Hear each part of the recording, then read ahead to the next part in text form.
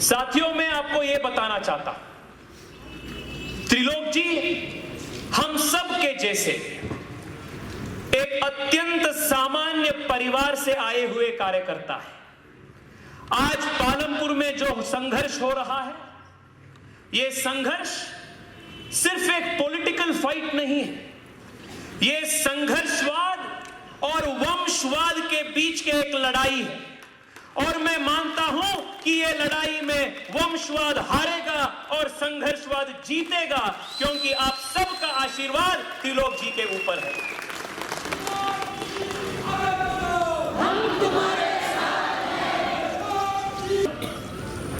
देश का विकास हो या प्रदेश का विकास हो या एक शहर का विकास हो, राजनीतिक स्थिरता, पॉलिटिकल स्टेबिलिटी अत्यंत महत्वपूर्ण चीज होते हैं। आज 2014 में और 2019 में जिस प्रकार का पॉलिटिकल स्टेबिलिटी, राजनीतिक स्थिरता आप सब लोग केंद्र सरकार में मोदी जी को आशीर्वाद देकर आप सब लोग दिए हैं, उसी के कारण आज पूरे विश्व में भारत एक विश्व गुरु के रूप में उभर रहा है। इसका पीछे आप जो पॉलिटिकल स्टेबिलिटी दिए हैं वो ताकत है। चीन के साथ चुनौती सामना करने का बात हो, रूस और यूक्रेन के बीच में जो लड़ाई चल रहे हैं उसमें भारत एक निष्पक्षपात एक स्टैंड लेने का बात हो,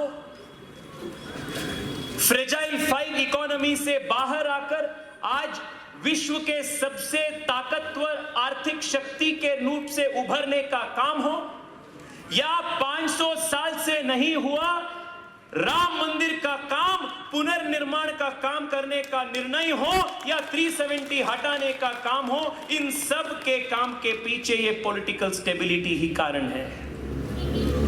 सो मैं आपसे रिक्वेस्ट करना चाहता हूं साथियों, हिमाचल में भी ये पॉलिटिकल स्टेबिलिटी बहुत आवश्यक है। पॉलिटिकल स्टेबिलिटी के बिना ना विकास हो सकता है या प्रॉस्पेरिटी हो सकता है।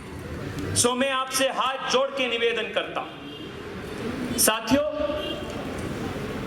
ये जो हर 5 साल के बाद नया सरकार ले आने का जो रिवाज है, ये इनस्टेबिलिटी का, पॉलिटिकल इनस्टेबिलिटी का एक अर्थ है। ये रिवाज को हम बदलेंगे, नया परिपाठ को हम शुरू करेंगे और स्थिरता के पॉलिटिक्स को, पॉलिटिक्स ऑफ स्टेबिलिटी को यहां हम स्थापित करेंगे। फिर एक बार जयराम ठाकुर जी के नेतृत्व वाली भारतीय जनता पार्टी सरकार को यहां हम स्थापित करेंगे। ये निर्णय और संकल्प हम सब लोग मिलकर लेंगे साथियों। त्रिलोक जी, आप बता रहे थे कि चुनाव के 3-4 दिन पहले जो लक्ष्मी युवा मोर्चा के राष्ट्रीय अध्यक्ष बनने के बाद लगभग देश के हर प्रदेश में 2-3 बार प्रवास करने का मौका मुझे मिला है। विशेष रूप में जिन जिन प्रदेशों में हमारी सरकार नहीं है, भाजपा सरकार नहीं है, ऐसे वेस्ट बंगाल हो, तेलंगाना हो, तमिलनाडु हो, आंध्र प्रदेश हो, पंजाब हो, ऐसे गैर बीजेपी शासित राज्यों में प्रवास करने का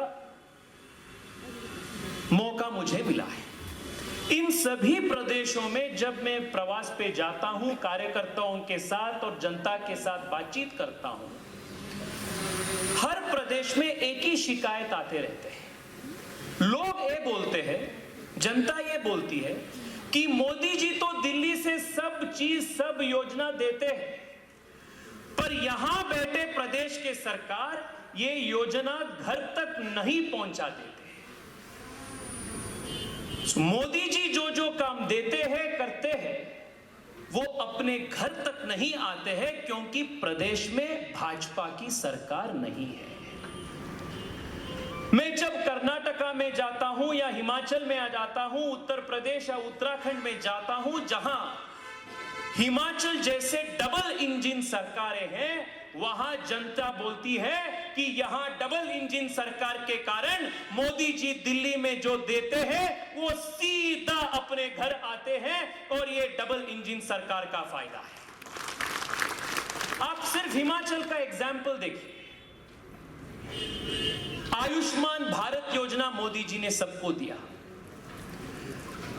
और यही आयुष्मान भारत योजना को जयराम ठाकुर जी की सरकार हिम केयर योजना अलग करके एक सप्लीमेंटल योजना साथ में लेकर आयुष्मान भारत योजना को और मजबूती दी।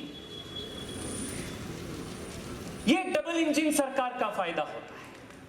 मोदी जी ने गृहिणियों को, माता बहनों को उज्ज्वला योजना दी और यहां जयराम जी ने मुख्यमंत्री गृहिणी सुविधा योजना के रूप में उज्ज्वला योजना को और ताकत देने का काम किया। यह डबल इंजन सरकार का फायदा होता है। मोदी जी ने स्टार्टअप इंडिया शुरू किए, स्टैंड अप इंडिया मुद्रा योजना शुरू किए और यहां हिमाचल में जयराम जी ने मुख्यमंत्री स्वावलंबी योजना के अंतर्गत यहां के युवाओं को स्वावलंबी बनाने का काम यहां जयराम ठाकुर जी ने किया। This is how a double engine government works. जिस प्रकार से मोदी जी वहां काम करते हैं उसी प्रकार से काम यहां जयराम ठाकुर जी ने कर रहे हैं। ये डबल इंजन सरकार का फायदा होता है साथियों।